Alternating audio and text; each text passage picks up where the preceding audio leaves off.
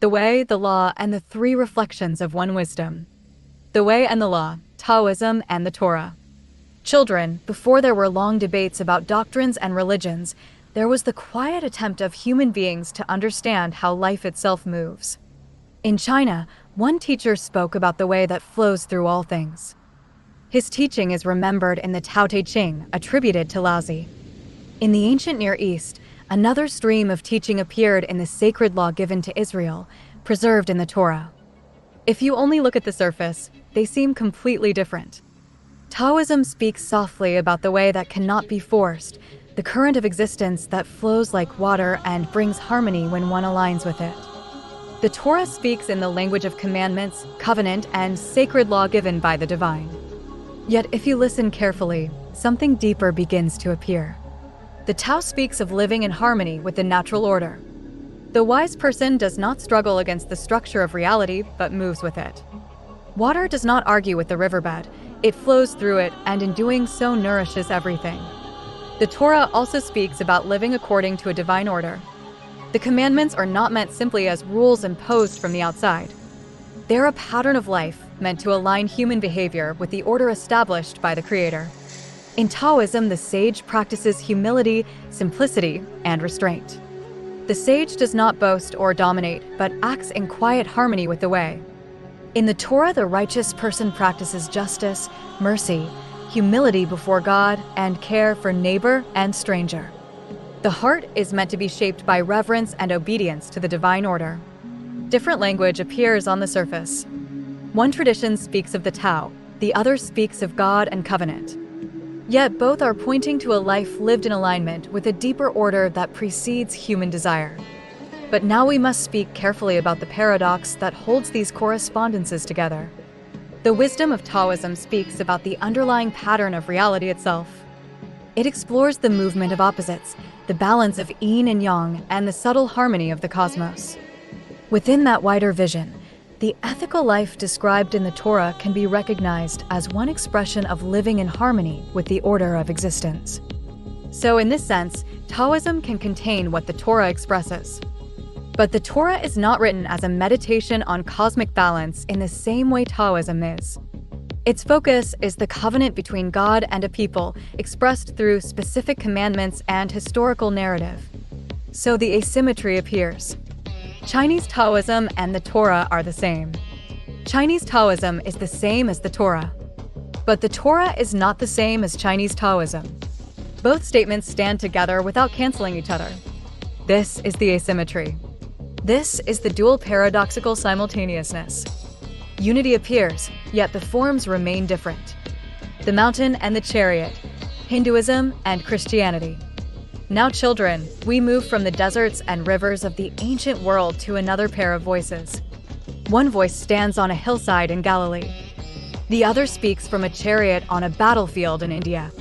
One is remembered in the words of the Sermon on the Mount, and the other in the dialogue of the Bhagavad Gita. Again, the surface differences are obvious. One is a sermon given to a crowd. The other is a philosophical dialogue between a divine teacher and a warrior.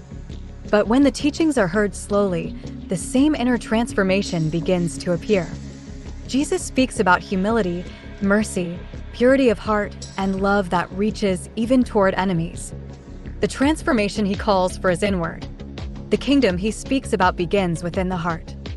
Krishna tells Arjuna that the wise person is humble, disciplined, free from pride, and detached from the fruits of action.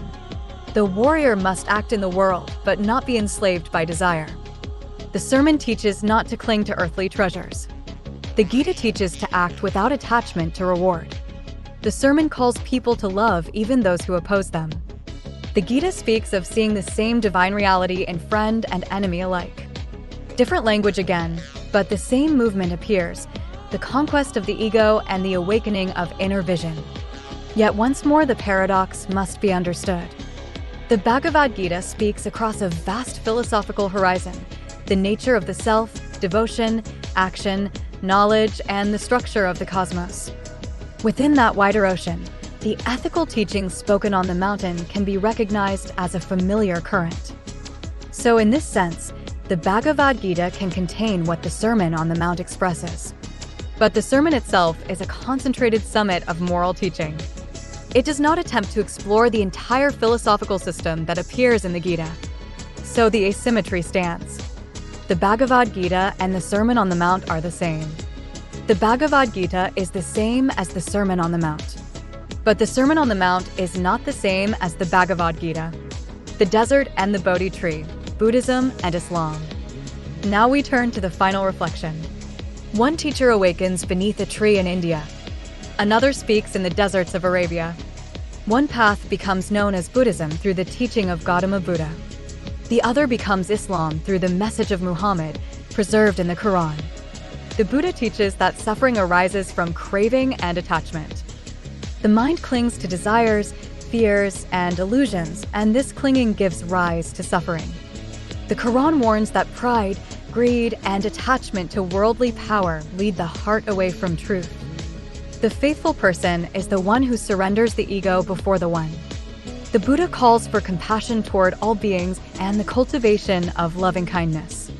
Islam calls believers to mercy, charity, patience, and justice. The divine name most often repeated is the merciful, and the faithful are called to mirror that mercy. The Buddha lays out a path of disciplined living so that the mind becomes clear and liberated. Islam lays out a path of submission through prayer, charity, fasting, and remembrance so that life remains aligned with the will of the divine. Different words again, but the same transformation appears. The ego softens, the heart becomes compassionate, and the human being walks a path of discipline toward truth. Yet the paradox must again be held. Buddhism explores the structure of consciousness and the nature of suffering with remarkable depth. Within that exploration, one can recognize ethical teachings that resonate with the moral life encouraged in Islam. So in this sense, Buddhism can reflect aspects of Islam. But Islam is centered on revelation and surrender to the one God, not on the philosophical analysis of consciousness that Buddhism develops. So once more the asymmetry appears. Buddhism and Islam are the same. Buddhism is the same as Islam.